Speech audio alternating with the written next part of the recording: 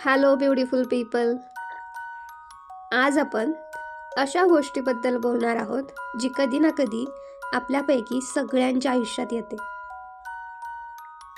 Over thinking. Over thinking म्हणजे फक्त जास्त विचार करणं नाही, ते म्हणजे एकाच गोष्टीवर मन थांबतच नाही.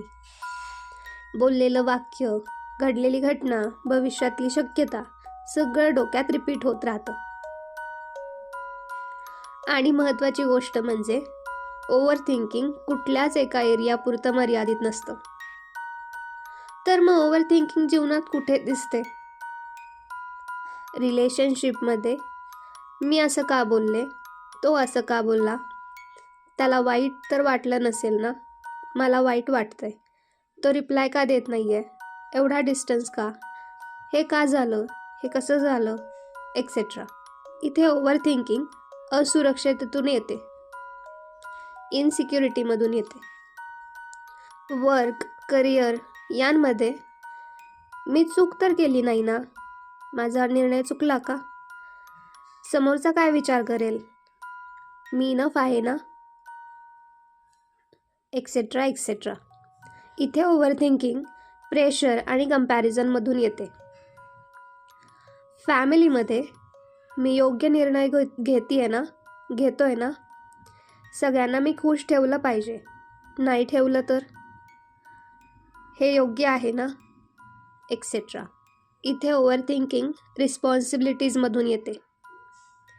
स्वतःबद्दल आपण, मी इतकी सेन्सिटिव्ह आहे का, मी इतका प्रॅक्टिकल आहे का, मी असा आहे का, मी तसा आहे का, इतर लोक इतके स्ट्रॉंग कसे, समोरचा इतका परफेक्ट कसा. इथे ओव्हर थिंकिंग सेल्फ जजमेंटमधून येते. ओव्हर थिंकिंगचा कॉमन पॉईंट एकच आहे, मनाला सर्टन्टी आणि सेफ्टी हवी असते. आपल्या नर्वस सिस्टीमला सर्टन्टी आणि सेफ्टी हवी असते. जेव्हा आयुष्यात सगळं क्लिअर नसतं तेव्हा मन विचार तयार करतं. वर्स्ट केस सिनॅरिओज तिथेच तयार होतात. मनाला वाटतं, मी सगळं विचारात घेतलं तर काही चुकणार नाही, मी सगळं विचारात घेतलं तर काहीच चुकणार नाही. पण प्रत्यक्षात हेच विचार मनाला अजून थकावतात, टायर्डनेस निर्माण करतात. ओव्हर थिंकिंग म्हणजे वीकनेस नाही आहे. इथे एक गोष्ट क्लिअर करूया. ओव्हर थिंकिंग म्हणजे तुमचं मन तुमच्या विरुद्ध नाही आहे. ते तुमचं मन तुम्हाला प्रोटेक्ट करायचा प्रयत्न करत आहे. तुमची नर्वस सिस्टीम तुम्हाला प्रोटेक्ट करण्याचा प्रयत्न करते आहे, भविष्यात येणाऱ्या जोखमींपासून वाचवण्यासाठी. फक्त त्याची पद्धत थोडी एक्झॉस्टिंग असते, एवढंच. जर असं ओव्हर थिंकिंग सुरू झालं तर करायचं काय? तर स्वतःसाठी तुम्ही असं करू शकता. लगेच विचार थांबवायचा हट्ट करू नका. स्वतःसोबत थोडा वेळ घ्या. स्वतःला फक्त एवढं सांगा, हा विचार आहे, तो फॅक्ट नाही. समोरचा काही बोलला असेल तो त्याचा विचार आहे, ती फॅक्ट नाही आहे, एवढंच लक्षात ठेवा. मन फ्युचर पास्टमध्ये धावत असतं, तर स्वतःला प्रेझेंटमध्ये आणा. आत्ता मी कुठे आहे, काय पाहतोय, काय ऐकतोय, एवढंच लक्षात घ्या. सगळ्या प्रश्नांची उत्तरं आजच मिळायला हवीत असा अट्टाहास नको. ओव्हर थिंकिंग कमी व्हायला फाईट नाही, थोडं अंतर असावं लागतं. जर समोरची व्यक्ती ओव्हर थिंक करत असेल तर काय करायचं? समोरच्या व्यक्तीला कधीच सांगू नका, इतका विचार करू नको, सोड ना, लेट्स मूव्ह ऑन, सिम्पल आहे ते, एवढं काय झालंय, काही होणार नाही. ही वाक्य खूप टाळली गेली पाहिजेत. त्याऐवजी बोला, तू खूप विचारात अडकली आहेस असं वाटतं, तू खूप विचारात अडकला आहेस असं वाटतं, आपण एक एक गोष्ट पाहू.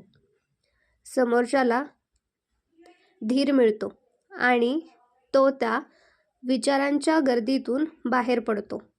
लगेच सोल्युशन देण्याची घाई कधीच करू नका. कधी कधी शांत ऐकणं हेच सगळ्यात मोठी हेल्प असते.